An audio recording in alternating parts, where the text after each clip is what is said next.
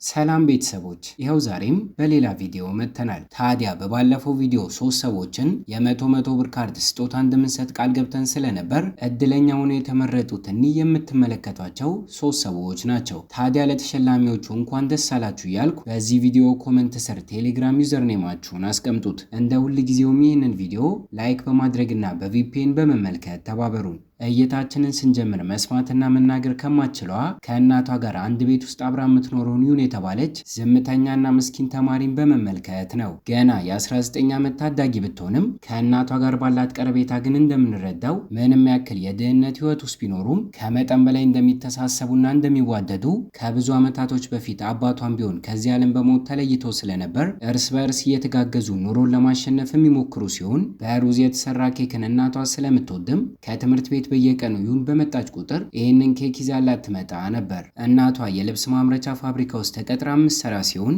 ዩን ሳቀር ተማሪ ብትሆንም ከትምህርቷ ጎን ለጎን ግን አንድ ካፌ ውስጥ አስተናጋጅ በመሆን ተቀጥራ እየሰራች በገንዘብ እናቷን ለመርዳት ስትሞክርና አባቷ ከመሞቱ በፊት ታሞ እያለ ለእሱ ተበድረው የነበሩትን ገንዘብ አሁን ላይ ሙሉ በሙሉ በሚባል ደረጃ ከፍለው ቢጨርሱም እንዲሁም እናቷ ስራውን አቁማ ትምህርቷ ላይ ትኩረቷን እንድታደርግ ብጨቀጭቃትም ዩን ግን አልሰማም ብላ በቻለችው አቅም እሷን ለመርዳት እየሞከረችም ይገኛል። አሁን ላይ እንኳን ስራ ቦታ ካፌ ውስጥ እያለች ጓደኞቿ ሊጠይቋት በመጡበት ሰዓት ላይ ሲነጋገሩ እንደምንረዳው ሰሞኑ በተደጋጋሚ ከትምህርት እየቀረች እንደሆነና እናቷ እንዳታውቅባት ግን ጠዋት ወደ ትምህርት ቤት የወጣች እያስመሰለች ተጨማሪ ስራዎችን እዚሁ ለመስራት እየሞከረች እንደሆነና ምናልባት ወደ ዩኒቨርሲቲ ለመግባት የሚረዳትን ፈተና አሁን ላይ ማለፍ ካልቻለች እንኳን ለቀጣይ ዓመት ልታዘዋውረው እያቀደች እንደሆነ ልንረዳም ችለናል። በአጋጣሚ ግን እናቷ የምትሰራበት የልብስ ማምረቻ ፋብሪካ ውስጥ የስፌት ስራዎችን እየሰራች እያለ እጇ ላይ ጉዳት አጋጥሟት ስለነበር ይህንን ነገር ስትሰማ ደንግጣ ወደ እሷ ጋር ስታመራና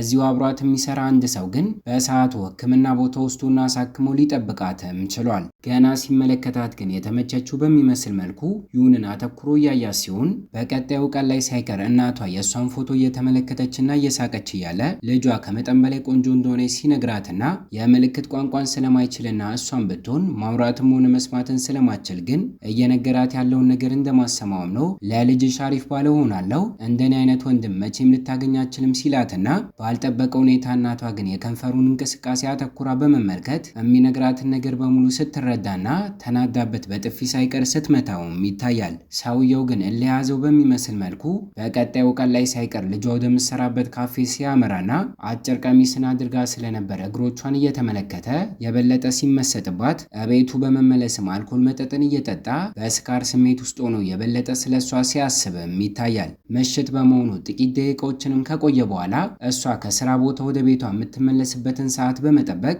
ሰው የሌለበትና ጸጥ ያለ ቦታ ላይ እስክትደርስ ድረስ ጠብቆ ምንም ያክል እየተከታተላት እንደሆነ አውቃ ልታመልጠው ብትሞክርም ከኋላዋ በመምጣትና በማገት ግን በአሰቃቂ ሁኔታ ጾታዊ ጥቃትን ያደረሰባት ሲሆን የሚፈልገውን ነገር ካደረገ በኋላ እንኳን አንዳችም የጸጸት ስሜት ሳይሰማው እንባን ያቀሩትን አይኖቿን አተኩሮ እየተመለከተ ይህንን ነገር ለአንድ ሰው እናገራለሁ ካለች ቀጣዩ ተጠቂ እናቷ እንደምትሆን ሲያስፈራራትና እናቷን ብትሆን በአጋጣሚ ወደ ቤት ሳትመለስ ስለቆየችባት ተጨናንቃ ደጋግማ እየደወለችላትና ውጭ ላይ የፈለገቻት ስለነበር ከርቀት አተኩሮ ሊመለከታት የቻለ ሲሆን ልጇ ላይ ያደረገው አሰቃቂ በደል ሳይበቃው እሷንም ቢሆን ሊያጠቃት ወደ እሷ ጋር መጓዙን ሲጀምርና ይሁንም ብትሆን አቅም አንሷትና ደጋግማ መሬት ላይ ወድቃ የነበረ ቢሆንም ወደ እናቷ ጋር ሲጓዝ ስትመለከተው ግን እንዴትም ተታግላ ከወደቀችበት በመነሳት አጠገቡ የነበረውን ድንጋይ አንስታ እሱን በመጠቀም ስታጠቃውና በጭካኔ ካለራይ እንዲሞት ሳይቀር ስታደርገውም ይታያል። በመቀጠልም እይታችን ዩንን የምርመራ ክፍል ውስጥ ተቀምጣና ፖሊሶች ጥያቄዎችን እያቀረቡላት የሚያሳየን ሲሆን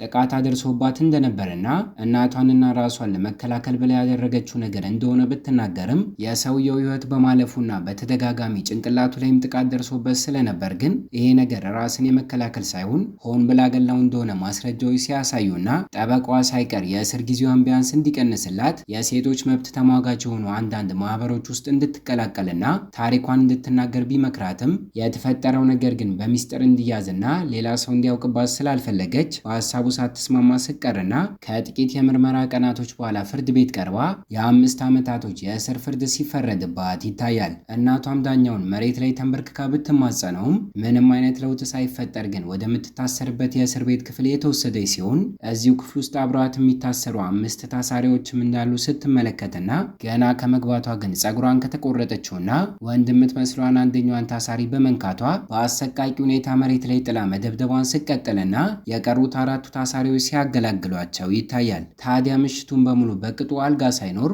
መሬት ላይ አንጥፈው ተኝተው ከዚህ በኋላ ህይወቷ እንደዚህ እንደሚቀጥል እያሰበችና መስማትም ሆነ መናገር ስለማትችለው ስለ እናቷ እያሰበች እያለቀሰች ምሽቱን ስታሳልፍም ይታያል። ባልጠበቀች ሁኔታ በቀጣዩ ቀን ላይ ግን ጠዋት ላይ ቁርስ እየተመገቡ እያለ ሁሉም ታሳሪዎች የየራሳቸው ታሪክ እንዳላቸውና ከደበደበቻትና ከዝምተኛዋ ታሳሪ በስተቀር ሁሉም እንደገመተቻቸው መጥፎ ሰዎች እንዳልሆኑ ከእነሱ የተለየ ቀለም ያለውንም ልብስ የለበሰችውን ታሳሪ ምክንያቱም በምትጠይቃት ሰዓት ላይ ከሁሉም ታሳሪዎች ጥሩ ጸባይ ያላት በመሆኗ ልክ እንደ ምልክትነት የተሰጣት እንደሆነ ስትረዳና እዚህ እስር ቤት ውስጥ የተለያዩ ገንዘብ የሚያስገኙ ስራዎች እንዳሉና የጥገና ክፍሉን ብትቀላቀል ለእሷ አሪፍ እንደሆነ ልትረዳም ችላለች። ታዲያ በዚህ መልኩ ከቀጣዩ ቀን ጀምራ ዝምተኛ በመሆኗ ብዙም ከታሳሪዎች ጋር ባትግባባም እሷ ክፍል ውስጥ አብረዋት ከሚታሰሩ ሰዎች ጋር ብቻ እየተግባባች ስራዋን ስቀጥልና በስንት አንዴ እናቷን ብትሆን እየመጣች ስትጠይቃትም ይታያል።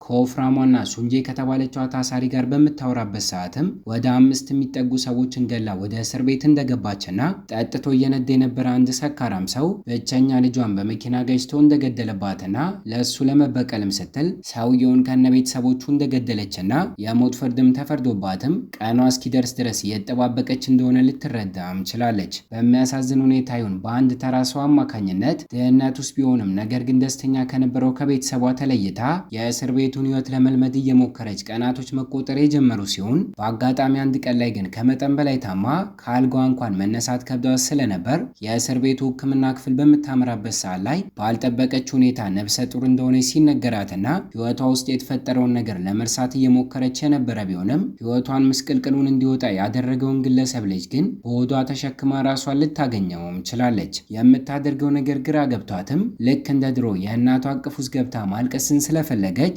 እየጮኸችና የእናቷን ስም እየጣራች ወደ በሩ ጋር ማምራቷን ስቀጥልና ሊያስቆሟት እየሞከሩ የነበሩትን ፖሊሶች ሳይቀር ስላታገለቻቸው ወደ ጨለማ ክፍል አስገብተው ሲዘጉባትም ይታያል። ሱንጄን ጨምሮ አብረዋት የሚታሰሩት ታሳሪዎችም ቢሆን የተፈጠረውን ነገርና እንዳረገዘች ካወቁ በኋላ በቻሉት አቅም ሊንከባከቧትና ተስፋ እንዳትቆርጥ ሊያደርጓት እየሞከሩ ሲሆን መጀመሪያ ስትገባ ደብድባት የነበረችዋ ታሳሪ ግን እሷን ብትሆን ተመሳሳይ የሆነ ታሪክ አጋጥሟት አሁን ላይ እስር ቤት ውስጥ በመገኘቷ ጥቃት ደርሶብሽ ያረገሽው ልጅ እንዴት በሆድሽ ውስጥ እስካሁን ታቆየዋለች በማለት በድጋሚ ልደበድባት ስትደርስና የስነ ልቦና ጫና ውስጥ እንዳለች የሚያውቁት ሌሎቹ ታሳሪዎች ግን ሲያስቆሟትም ይታያል። ከዚህም ክስተት በኋላ እናቷ በተደጋጋሚ ልጠይቃት ወደ እስር ቤቱ ብትመጣም እንዲህ ተጎሳቁላ ግን እንድትመለከታት ስላልፈለገች ጠያቂዎችን ለመቀበል ዝግጁ ሳትሆን ቀርታ ሳትመለከታት እንድትመለስ እያደረገቻት ሲሆን በተለይ ነፍሰ ጡር እንደሆነች እስካሁን ስላላወቀች ልታገኛት ፈቃደኛ ያልሆነችበት ምክንያት ግራ እያጋባትም ይገኛል።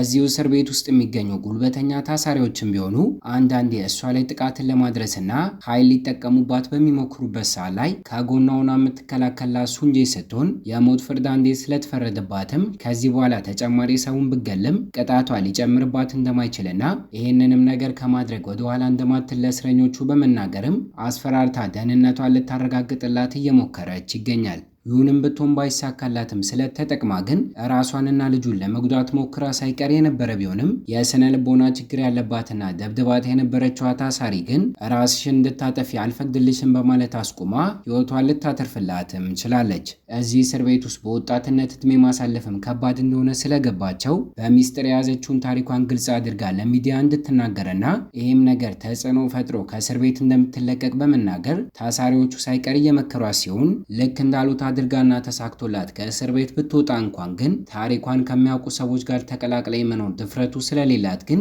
ለጊዜው በሀሳባቸው ሳትስማማ ስቀርና ቀጣዮቹን ጥቂት ወራቶች ከባባድ ስራዎችን እንኳን መስራት አቁማ ስቶር ክፍል ውስጥ መድኃኒቶችንና ደብዳቤዎችን የማስተካከል ስራን ሲሰጧትና ከእናቷ ጋር በአካል ለመነጋገር ድፍረቱ ባይኖራትም ደብዳቤዎችን ግን ሁሌም ስትልክላት ይታያል። ታዲያ በአጋጣሚ አንድ ቀን ላይ ታሪኳን ለህዝቡ ግልጽ ባታወጣም ከእሱም በድጋሚ ፍርድ ቤቱ እንዲመለከተው ግን ይግባኝ ብላ ስለነበር የ6 ወር ነፍሰ ጡር ሆና ወደ ፍርድ ቤቱ ባመራችበት ሰዓት ላይ ከዚህ ቀደም ሰጥተው ከነበረው ቃል ተጨማሪ ሰውየውን እንደገደለችው ሳትክድ ስትናገርና እሷ ያለፈችበትን የህይወት መንገድ ከእሷ ውጪ ማንም ሊረዳት እንደማይችልና ጥፋቷን ማመኗ 10 ዓመታቶችን እንኳን ቢያስፈርድባትም ብቸኛ የምትፈልገው ነገር እናቷን የሚንከባከብላትን ሰው እንደሆነ ለፍርድ ቤቱ እያለቀሰች ስትናገርና ግራ ቀኙን በመመልከት ፍርድ ቤቱን ቢሆን ነፍሰ ጡር በመሆኗና እስከ ዛሬ እስር ቤት ውስጥ ምንም አይነት አጉል ጸባይን ባለማሳየቷ ከ5 ዓመት ወደ 1 ዓመት እስር ፍርዱ እንዲቀነስላት ሲፈርድላት ይታያል። ታዲያ ከዚህ ክስተት በኋላ ለልጇም ሆነ ለራሷ የነበራት ጥላቻ ጠፍቶና